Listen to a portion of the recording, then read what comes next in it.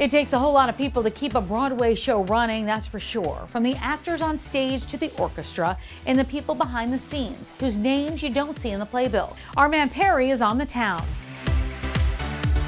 Be it Tony winner Hugh Jackman or a Broadway newcomer, vocal coach Liz Caplan can get anyone ready for the stage or screen. I met up with Liz in her incredible New York City studio.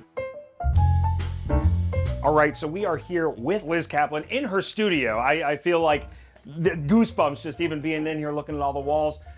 You've become the go-to for just about everything, from Broadway to Hollywood.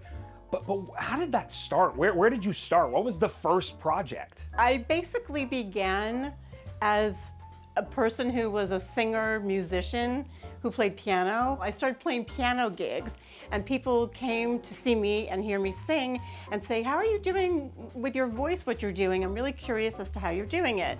And it was kind of like how to have your voice be seamlessly moving through sort of a spoken sound, not necessarily chest, but into a middle strong voice, into an upper register that all felt like one piece. So that kind of became my sort of signature teaching technique. And little by little, one person at a time, back in the day, grew into a full practice. And I started working with a lot of people who were in Broadway shows as time went on. And then they would tell their friends in Broadway shows. And it really just kind of mushroomed. I taught a young man named Benj Pasek when he was at University of Michigan. And then Benj Pasek and Justin Paul, with whom I also collaborate, worked on Dear Evan Hansen and brought me on to work with Ben Platt. And then they worked on The Greatest Showman, so that became my relationship with Hugh Jackman. And you could see that I think when you put yourself out there and you're just doing good work with each individual, people are going to talk about it to their other friends and colleagues, and things just kind of bloomed from there. What did the day-to-day look like for Liz Caplan? I'll give you a smattering of certain days of the week. There are certain days where I'm fully just teaching people all day long.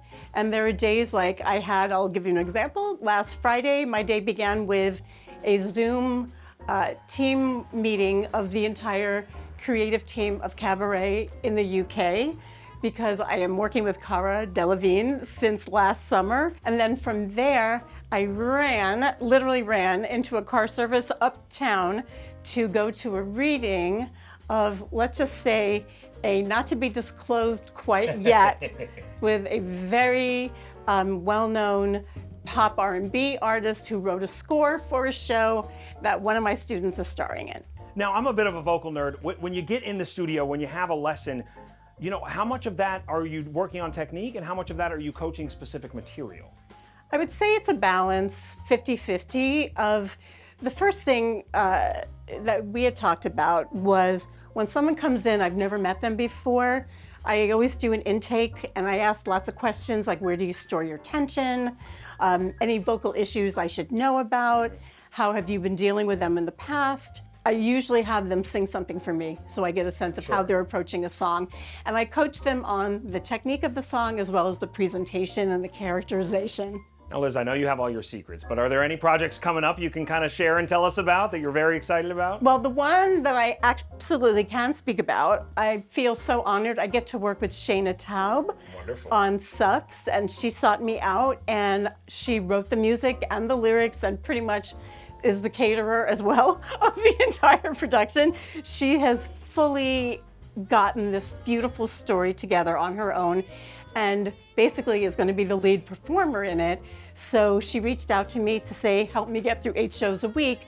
So we've been working in tandem to get her prepared, and that starts previews in March. You are as much a part of it and the backbone of both Broadway and Hollywood as anyone is, but what does Broadway mean to you? Somebody asked me, oh, is it such a drag for you to have to keep going to the same theater and noting shows every single week or multiple times a week? And this is how I answer. I said, I've been seeing Broadway shows since I was 10 years old.